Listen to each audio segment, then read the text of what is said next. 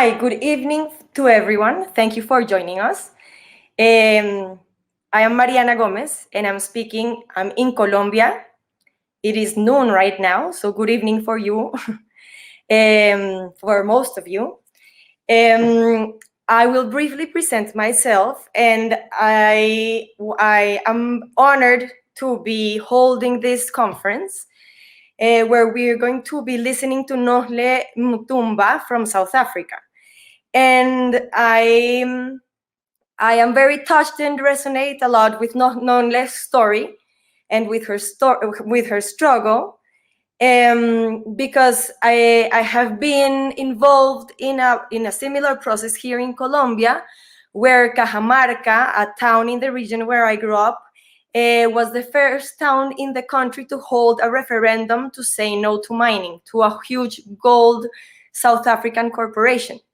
And it has been an incredible process where the local leaders have understood the value of the real value over the value of gold, the real value of the soil and the agricultural lands and the water and the mountains and all the richness that our countries have. So I am very honored to be holding this space today with Nonhle, because I believe that this is an emblematic case and an inspiring case among so many others around the world of people facing mining that can inspire other processes. So a little bit about Nonhle to begin with.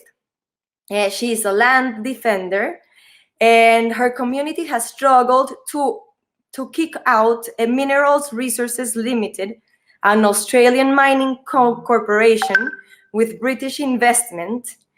And the people of Xolobeni, her town, and on the wild coast of South Africa have fought this corporation for many years against the proposed gold mine, and finally succeeded in the right to say no. So very similar to the case I have been involved with. And the company pulled out investment in 2016.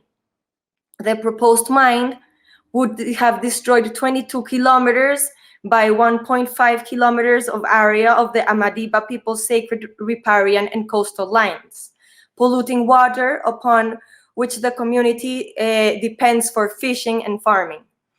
Xolobeni has in fact been fighting mining and proposals since the 90s, and Nonhle is one of the newest leaders to undertake the struggle. Nonhle knows the dirty and divisive tactics of the mining companies, and the same happened in the town where I grew up, because all these companies have such similar strategies to convince people of what to give value to, right? And for example, in my case, they came to the town with TVs and fridges, and they thought the people were going to give in for that, you know? And similar to Nonhle's case, the same happened in Xolobeni, where people understood the real value and have been having to deal with death threats, and has been hiding from the company to succeed in buying out and bribing certain people in the community. The head of the Amadiba Crisis Committee, Bazooka, was murdered in 2016, and it is a crime that is yet to be resolved. However, the new threat is that the South African government, with this new COVID economic regeneration plan, is hoping to push through with mining contracts without the proper consultation that is normally required. And this is also something that we are seeing that is happening all around the world. Colombia as well, similar to South Africa, is believing that the way to strengthen the economy after the pandemic crisis is extractive industries. So as you see, there are some underlining elements of Nonhle's story which I can relate to a lot, and that probably many other leaders from other cases around the world can relate to as well. So to learn a little bit more about this case of Xolobeni, that is such an exemplary case for other communities around the world struggle against mining. We are going to share with you this short trailer of a wonderful documentary film that was made in Xolobeni. So enjoy this short trailer, and then we'll give the floor to Nonhle so she can share her story.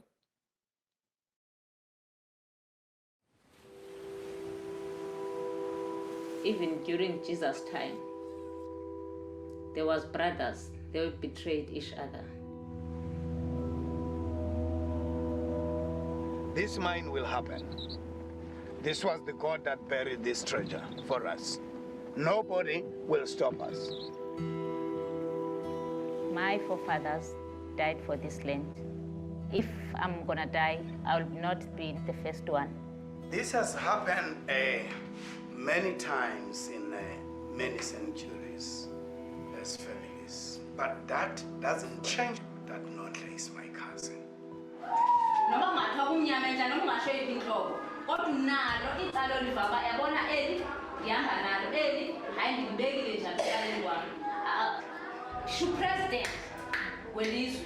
The president announced the king, our king in Pondoland, was deposed. As Pondos, it's just only for us to decide who's supposed to be a king. Maybe this democracy is too democratic. Government, they see the king is a stumbling block. That's the reason to replace our king. How do you get the titanium wherever it's going to be smelted and used? So that's where we come in with this Wild Coast Road development. There's just no way that anything against it can be found. Imine izokwenzeka nisaphila. Mayenza ngemayini seyifuna. Nisaphila. Sifuna imigwaqo. Ngo. Sifuna ugesi. Ngo. Kulo mhlaba. Yes. You know what, Amadiba, we call him the snake because he's moving nicely, smoothly.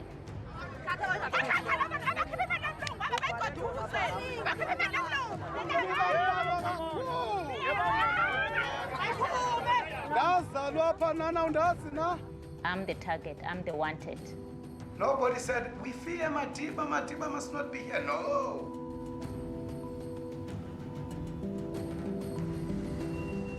If you're a person have a mind and the eyes, you know your enemy.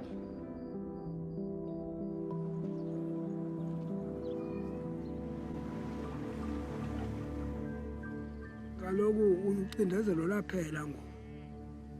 Sisengabe sisacindezelwa phakathi umuntu wamangumbu wamathambo oba umkhulu.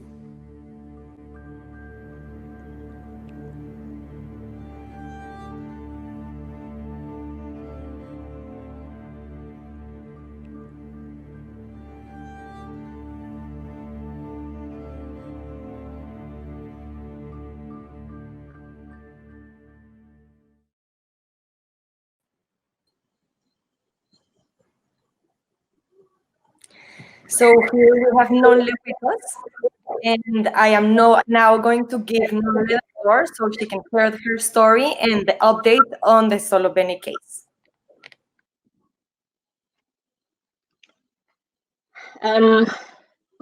Good evening. Yeah, because here in South Africa it's evening.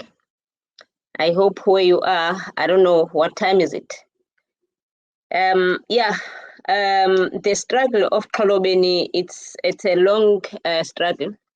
It started like early 1996, where the Australians, they just arrived in our rural community here in South Africa on the Wild Coast, where they discovered the titanium on the land that we live and on the land that it feeds us for centuries. And they were promising us all sort of stuff to employ us. But for us, we're living here for centuries. We are self-employed. We've never been employed. Now, it was something new when somebody is telling us that he's going to employ us, but we're asking a question, if you're going to employ us, for how long? Because this land that we use right now, it's been inherited by the generation after the generation. How long is your minerals that people are going to be employed? It's just said only 22 years. And then the question was that after 22 years, what's happening? He said, no, the minerals will be finished. That means there will be no work for you. That is why, as people of Xolobeni, we just say that, no, this type of development is not sustainable. It's just a short term. And there was nobody, not even a single person, because, to advise us because of the history where we come from here in Pondoland, from 1950s, where our forefathers, they were fighting for the same land that if you protect land, you secure the future of your children. That's how we learn how is the importance of land. That is why we question the development, not like any other part of communities when people, they've been promised jobs, but people, they just go for jobs. But for us, we question jobs. Now we said no, and it was not an easy thing. And everybody was even thinking we are the most craziest community, say no to jobs.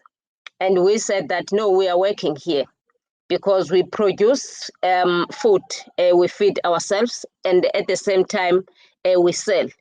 Why we need to compromise our land just for a short period of time? Besides that, producing the crops, we have also the ocean that is here, where it's combined of all the kind of proteins that we need. Why we need to put ourselves, because we know that once the mining taking place, because the mine where they're going to mine is on the dunes, is more on the dunes along the coast. That means there will be no access of us going to the coast. And we said, no, we don't want this type of development. That's not for us. But unfortunately, our government was pushing and pushing and pushing to try to convince us that this is a good thing. And no matter we say no, it was not saying anything to our government, because they see that it's a good thing for the national economy, but not for us locally.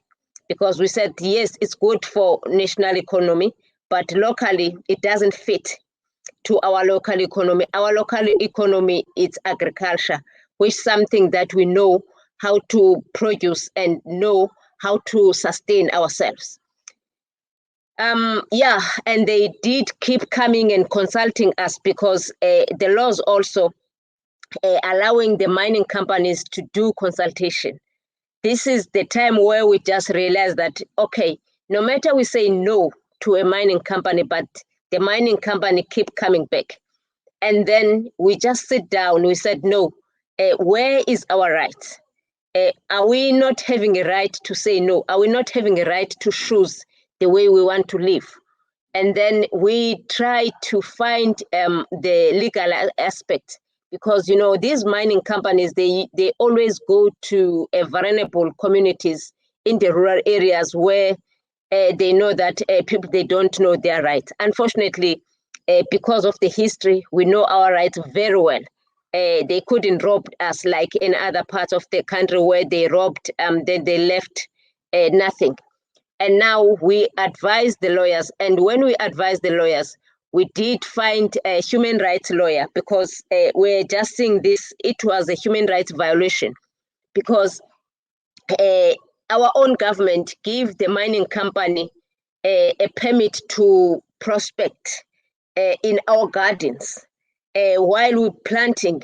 And then the mining company driving the cars, the 4x4, they were digging, they were drilling, they were doing all sorts of stuff. That means our crops were meaningless, doesn't matter. But what matters, it was minerals.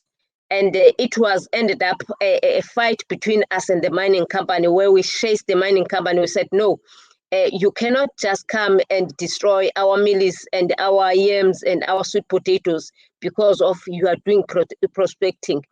Prospecting, you need to get a permission from us to do a prospecting. But the mining company, they said that no, they cannot take any no from us. They can take a no only from the government officials, not from the community. And then we approach our legal advice to say that, no, we need to take this matter to court. And then when we take this matter to court, and we decided that we don't want to take the mining company per se, we just want to take our own government to court, because it's them, they regulate, they gave all the laws that we have. And now the mining company is here authorized by our own government. It's not here illegally. We are not fighting, we are not anti Australians, but we are fighting against the violation of the human rights. And now we take this matter to court because of the advice of the lawyers. And the lawyers also says that, yes, it might be work, but they were not sure, because this case of the right to say no, it was the first case in South Africa was going to be held. And they said there is a law in South Africa which is called IPILRA, Interim Protection Land Act, that was never been used, but is there to protect the Communal Land Rights Act. Communities will use that law in court to test our law if it's correct to have this kind of an act to protect the communities. Honestly, it takes very long time, even our court of law, to understand this court case. This is the case can be held in South Africa. They do the consultation from all the way to Constitutional Court and even the African Court, if this kind of case can be held or not. And then it was been confirmed, yes, it can be held. And then we just see a small light that at last we want the world to hear what we're saying. And we won this case in 2018, where the judgment in Pretoria High Court, it says that the people of Xolobeni have a right to consent, to give a full prior informed consent. We were celebrating, you know, that we must give a consent. That means consultation alone, it's not enough. But the communities, they must give a consent. Not only the state must give a consent, but the communities that are going to be affected by the mining. Unfortunately, our own state appealed that decision, because they said that if the Xolobeni community will be given that opportunity, they will be chaotic. That means there will be no mining in South Africa. That means the investors will leave this country, because it will be very difficult to get a consent from the communities. But we are not turning back. We said that we are the beneficiaries of the land. We are the landowners. Now we need to give a consent if we want the mining or not. That is the case right now. But since then, 2018, our Department of Minerals and Energy is playing hide and seek to say that they're going to appeal and they're going to appeal. Now we're just facing with the COVID-19, since they were playing back and forward. Now, an excuse right now is COVID-19, it's a pandemic. They said, no, we cannot sit and listen, hearing the appeal, because we are still facing the COVID-19. That is an excuse. But we hope that no matter they're going to, how they're going to argue this appeal, but it will not make us to get tired, and we'll continue to fight this all the way to Constitutional Court, because we know that if we win this court case all the way to Constitutional Court, we are not winning only the people of South Africa, but we are winning also for all other people, all other communities all over the world, because the food must be prioritized. The food must be put first before the profit, before the minerals. Yes, the economy of the country is important, but what are the people eating? They eat food. Now also, if we continue to destroy the Mother Earth, we destroy the nature, how are we going to produce the food?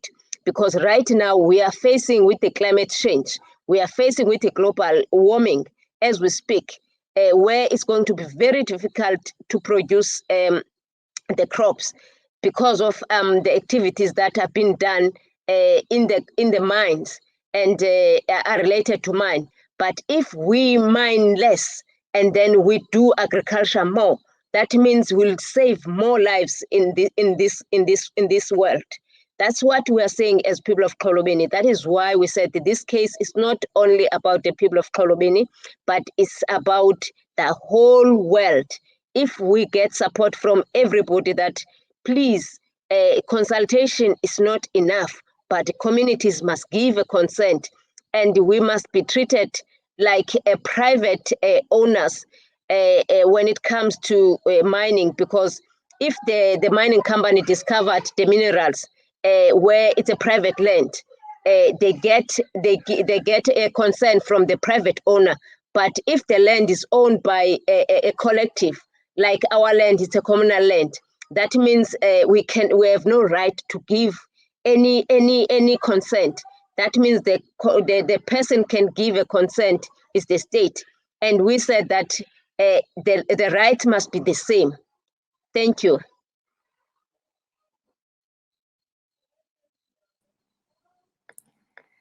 Thank you, Nonhle. That is so inspiring and illustrative. I know that we've received great comments and you inspire so much respect for what you're doing. It's really incredible. I wanted to ask you a little bit about your personal experience, because I in my own experience, you know, I feel I never took the decision to become an activist, you know.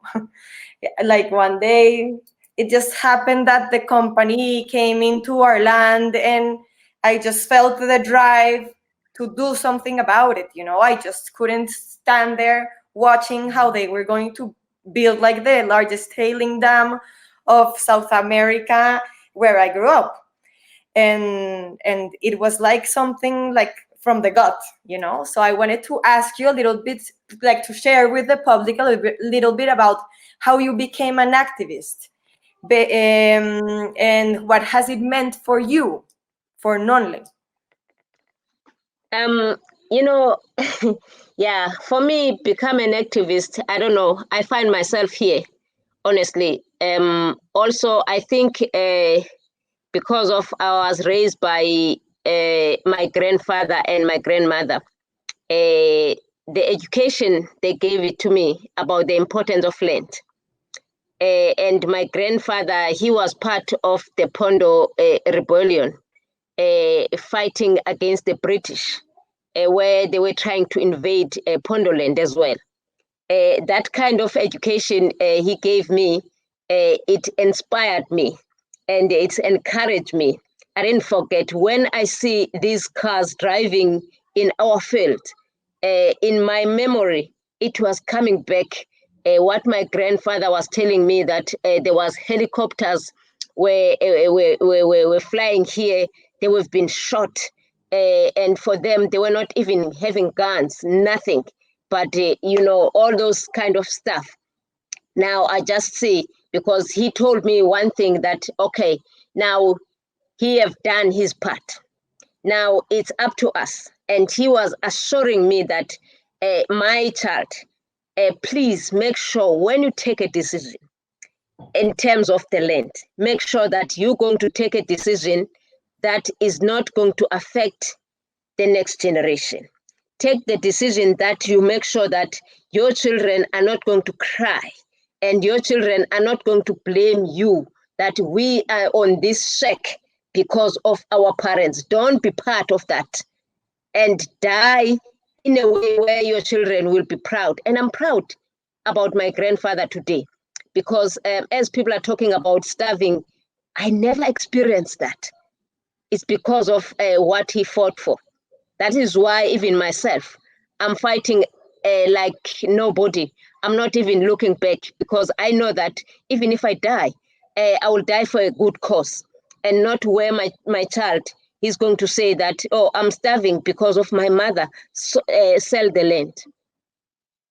Yes, I completely resonate with that. I have always felt that people who have a connection to land, like to their territory, have that drive, right?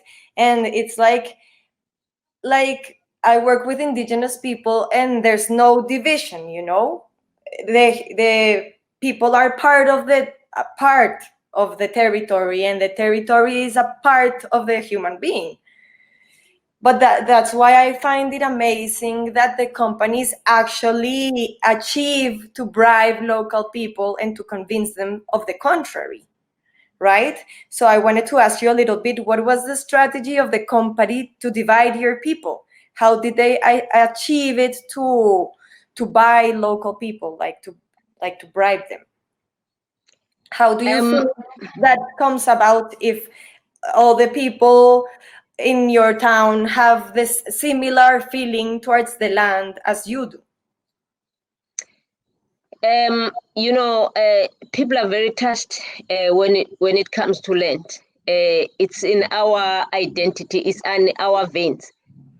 But what I can say, when these mining companies they come, they always try to divide our community. They've done, even here in my community, to try to co-opt our traditional leaders because we are under a traditional authority to buy the chiefs, the 4x4s, the things they never tested before, and then they say, this is a good deal for me if I take a 4x4 and then I will sell my soul just for 4x4. Mm-hmm. That's what they've done at the moment. And also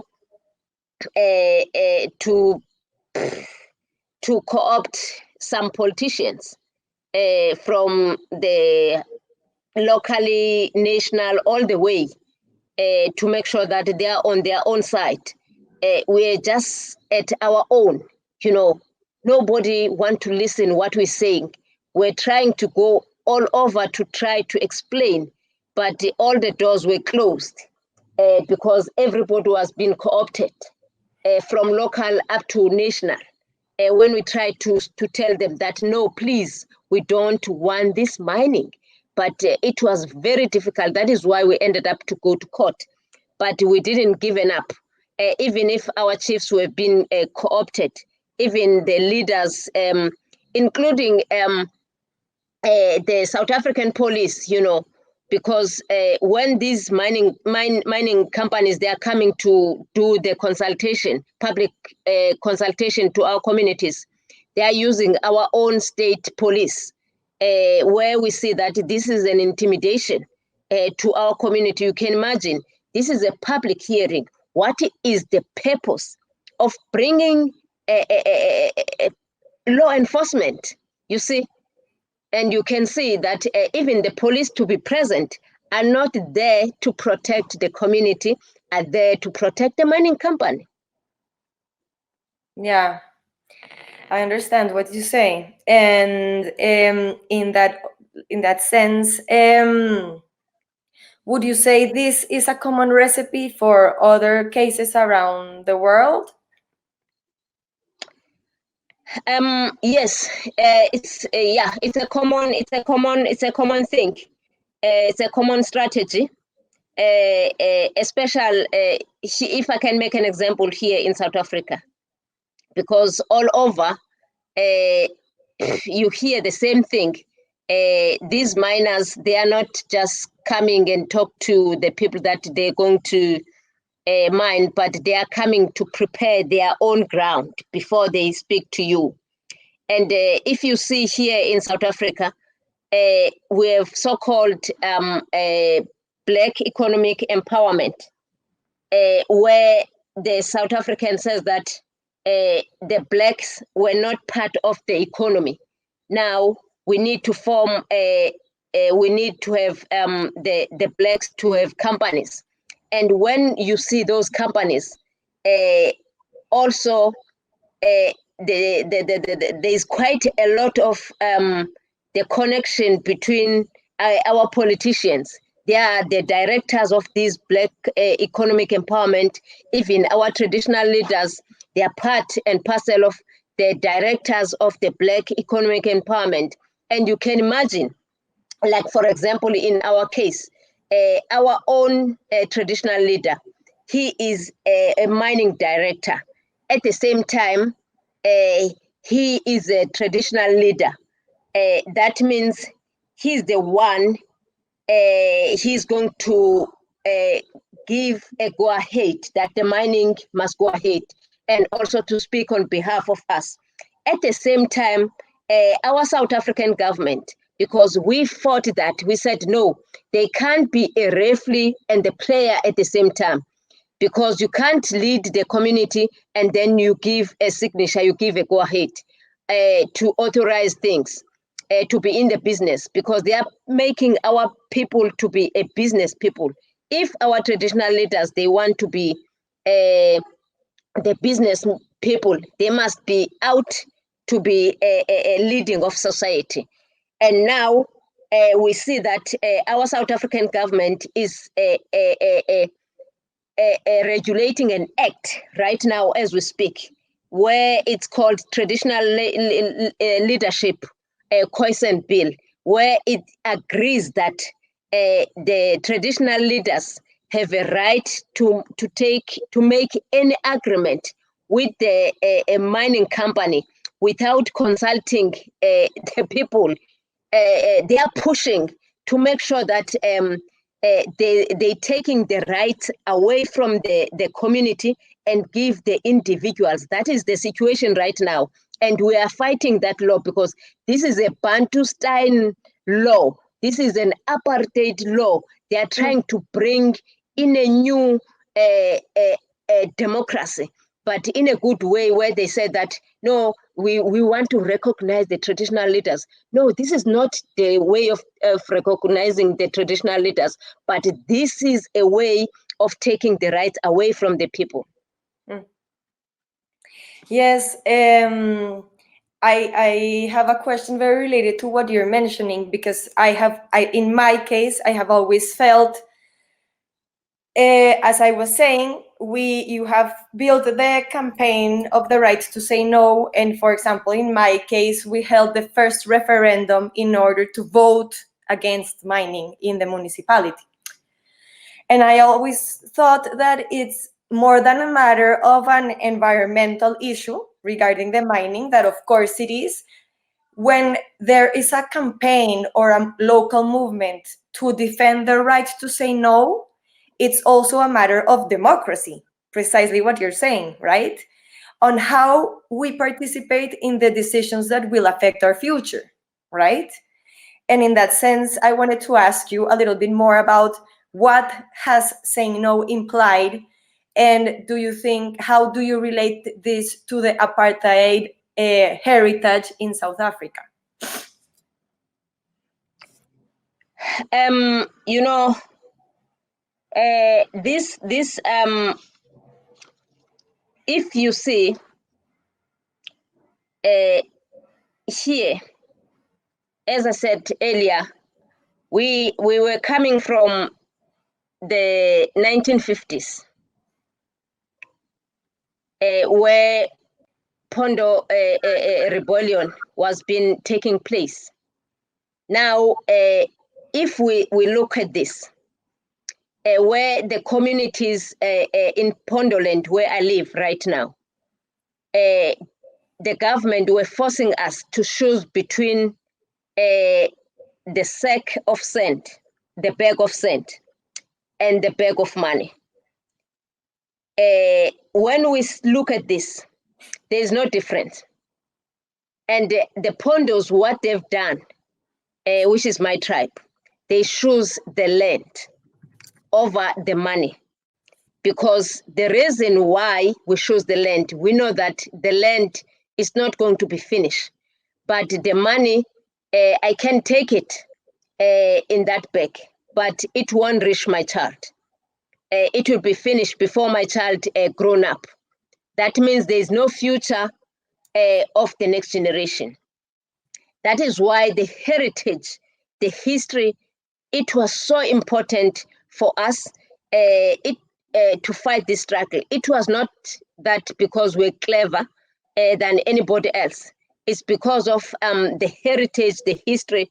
It just helps us to understand and to think where we come from and where we're going in order to take a right decision.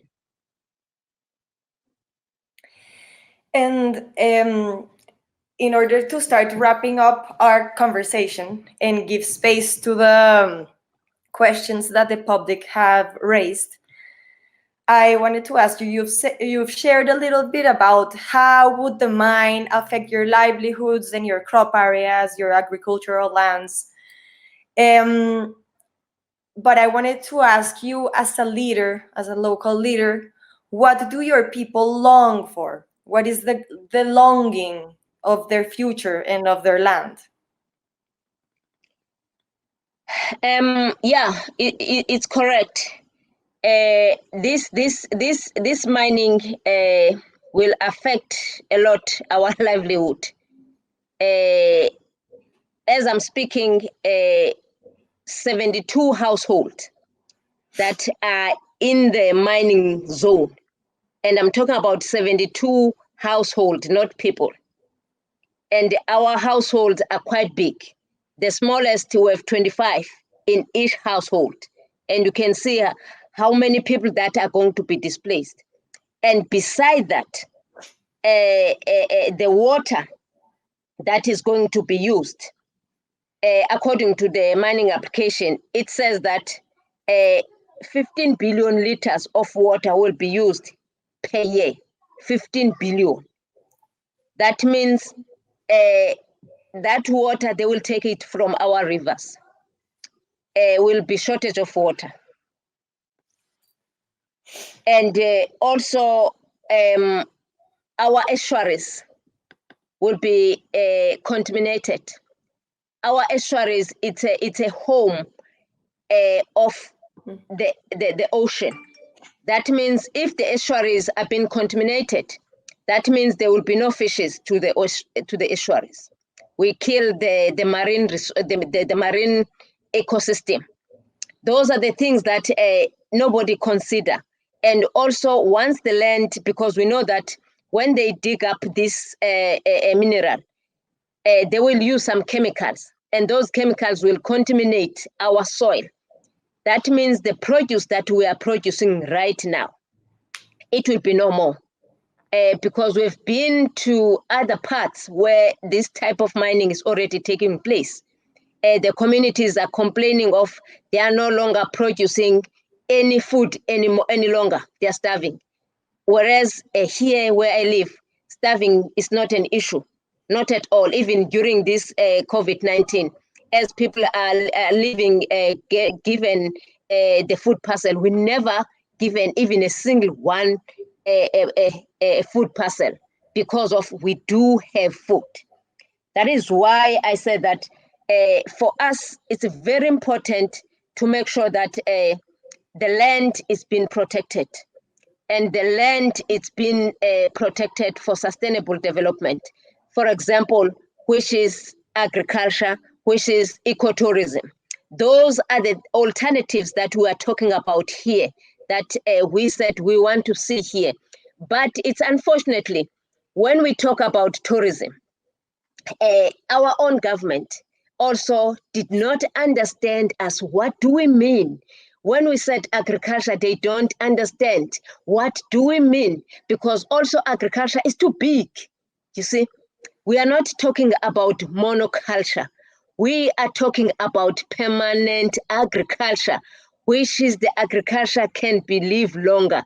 When we talk about tourism, we are talking about ecotourism, where it's going to be sustained, not the big hotels where our people are going to be moved again, because you cannot put out at the village and the hotel at the same time.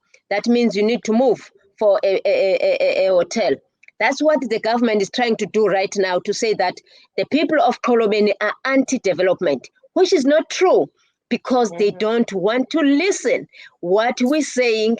Right now, they are pushing to build smart cities, to say we are promoting, we are building tourism. That's not what we want. Here, we do have an existing tourism. This area is the most beautiful in terms of biodiversity all over the world in South Africa. You know, it's the most because of the biodiversity. We want tourists to come here, and they're coming globally because of the endemic species that we have. But if we destroy that, which tourists, because tourists, they have hotels where they're staying. Why we want to build the hotels? Yes, and then that's a matter not, then you see that like development and sustainability is a matter not only of what, but how, right? Because agriculture can be as threatening to the land and the local people as mining if it's monoculture driven by foreign companies. And the same happens with tourism, right? If tourism is driven by a corporation, it's the same as mining. It's extractive industries. It's the same. It's a matter of how also, right? And of the scale of things, right? Because we want agriculture, it's the same for us. In our case, we are also working on the same alternatives, on agriculture and ecotourism as an alternative to mining or to extractive industries. But again, there's that risk of being misunderstood, because if these two activities are also driven by foreign companies and foreign investments, it's again, the power is not in the hands of the people, and the people who inhabit the land are the people that really know what are the real potential of that land and what does sustainable mean in that specific context. And I just wanted to say both of our communities are showcased in this beautiful book, We Feed the World. Cajamarca, both Cajamarca and Xolobeni are here, and precisely it's because our two cases are examples of local agriculture that produce huge amounts of food. And that's what we're meaning by agriculture, by sustainable agriculture, right? Local agriculture, not monoculture, as you're saying. And I also wanted to ask you this question, but it's a similar question raised by someone in the public, and so I'm gonna go ahead and ask it. And it's, what would you say to other farming communities around the world who are currently fighting mining and other big industry companies for their land? What I can say is that fighting mining is not an easy task. What is needed is to be strong, firm, working together, working with other people, be in solidarity with other communities. You must learn and do your research, and you know what you want to achieve from your land. Because it's not all of us that we say no to mining, but some, they want the benefit, the fair benefits. But it's better people to know what exactly they want, because it's very easy to be confused when they see that you don't know what you want exactly, what you want to achieve. The mining companies and the government, they just come in to confuse you, to talk about benefits while you're talking about no. And then you ended up getting tempted by so-called benefits. And then later you realize that, no, I lost the focus. That is why you must be focused and make sure that no matter how they try to drag you out of the road, but just keep walking and keep fighting. Don't change your story. And also, I know that when you're fighting against mining, even the people that you are fighting with, sometimes because fighting mining it's a difficult task. They lost the hope that maybe if the mining go ahead, we're not going to get jobs. But it doesn't matter. Just keep fighting. And then they will see that, okay, there's somebody standing for the truth. That's what I can say. Because at the end of the day, we need to educate to people. We need to be closer to the people. We need to share the information with our communities. Because what we have done, mostly as activists, we go away and then to be closer to our communities, to the people that we are fighting with. And then the enemy find a space to feed them with the wrong information. Make sure that you feed them with the right information at the right time. Yes, and I think that with your answer, you're also asking another question raised by the public, that was if it has been difficult to get people to support fighting for the land and collectively saying no to mining. And there you're giving the answer. That's the important thing, to stick together and true to that possibility.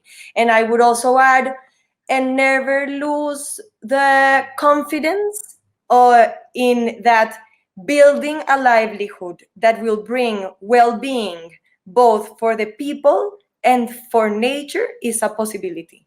Because they're always going to judge our communities that we're against development and that we want people to continue being poor and all this blah, blah, blah. But it's because we have a completely biased understanding of what richness and of what development is. But that's why I like to think it about in terms of well-being. And if we ask ourselves all that question all the time, does this bring well-being both for the people and the planet or nature, then we will be able to have a better criteria than development, because more money doesn't not necessarily mean well-being, you know, and that's something we have to shift, and it's paradigm shifting. That's why it's so difficult. And this question they are asking both of us, but I will allow you to answer. This is a question for both. So many prominent land defenders around the world seem to be women. I wonder what your experience of this might be. What would you say? Yeah, and I'm not surprised that mostly are women, because we are the pillars of the earth. If the women can be disappeared, that means the earth can sink. We're holding the earth. The earth, it feeds the people.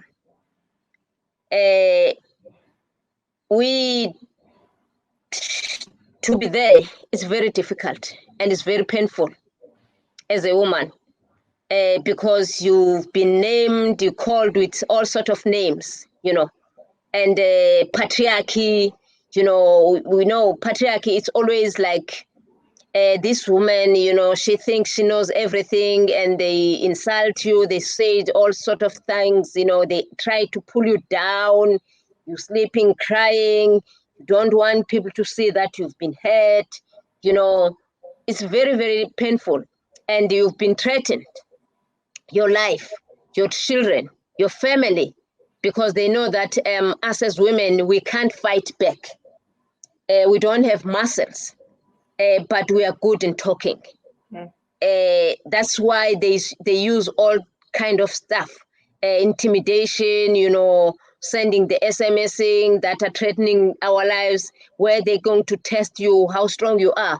If you're going to see the SMS and then you're going to say, no, I can't go forward because of these SMSs. But these SMSs are nothing. That is the kind of situation that we are facing as women. as women activists during this time. For myself, I've received quite a lot of death threats, SMSs, and I've reported to the police, but there's nothing is happening. And my comrades have been killed in front of myself, where they can traumatize me to see me that maybe I must give up. Those are the kind of trauma that they put to yourself, but it doesn't make me to pull myself down. I always fight forward. Yeah.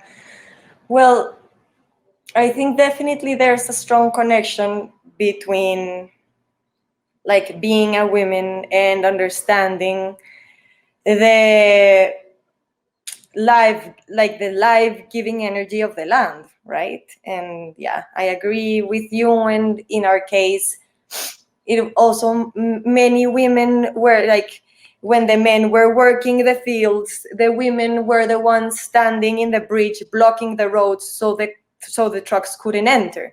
So it's also, I think it's a complementary, there's a complementary element. I mean, I think that in order to build a strategy, which I think that women are very good at in this type of situation, we definitely need like the qualities of male and female. And in order to build a whole, an integral strategy for the community, you know, to be able to defend the land. But it's very important because, as Nonhle was saying, in a patriarchal way, maybe it wouldn't naturally be considered that women would have a role, and that's what we're showing, right? That our qualities are key in order to build these strategies and to take them about. Nonhle, and people are asking, what can people do to support you? Yeah.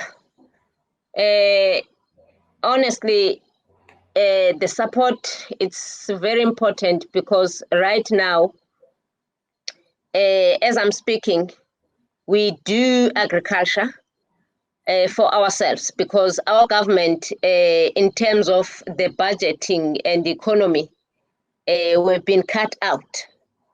We are no longer part of the budget of South Africa because we say no to mining. It's very difficult, to fight the struggle and to not build something on the ground. People, they must see something. Right now, as we are talking about, there's existing tourism. This tourism, ecotourism that we have right now, it's never been supported by our own government. Those are the kind of things that if the people they support, although it's not a big thing, it's just like a horse and hiking, the horse and hiking trail, and the lodge, which is the tented camp, the rondavels, it's not something big, but it's attracting quite a lot of tourists. That kind of support, if the tourists, they can visit our community because it's owned by the community.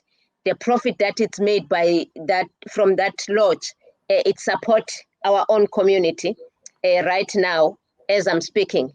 Those are the kind of support that also we love to see because when the tourists, they come to visit our community, they left something to support the entire community. Yeah, and I think also if there's also to write letters to the president of South Africa, it can make a huge difference to see that we are not alone. So maybe we can share in the chat the links and the details to where people can send the letters of support or directing them to the president, and maybe a link of where they can give you support in order to build the alternatives. So I don't know if Josh can help us put that information on the chat, if you share it with him, Nonhle, on the chat. And yeah, just we have reached the time to close, but there are some comments from the public with which I absolutely agree. And people say, Nonhle, your strength is incredible and so humbling. And what a phenomenal human being you are. I completely agree with that. And it has been a joy to have the privilege to speak to you today, Nonhle. So thank you very much. And we will definitely share the details of how you can support Nonhle on the chat. And also the details, they were asking for the details of the book. Francesca can give them to Josh so he can share the details of the book on the chat. I think you can buy it online. It's currently available, so we can share that information as well. And I don't know if you want to say something before we close, to say goodbye, Nonhle. I will give you the chance to say goodbye to the public. Yes. Okay. Yes, thank you for the public, and thank you for hearing me all over where you are. And we love you here in South Africa. We love you so much. And thank you for your solidarity. Your support, it means a lot to us. And I know some of you, they've already written quite a lot of letters to our president, because he was responding to us that there's so many letters that are coming from abroad. Thank you so much. Keep doing even to the other communities. Let's working together. Let's be in solidarity. The more we're working together, the more we're stronger. Yes, we stand in solidarity with you, Nonhle. Thank you so much for sharing your story. Thank you. Yeah, and so we will share the link of the ecotourism project on the chat. Can you share it with us, Nonhle, please? So we can share it with the public.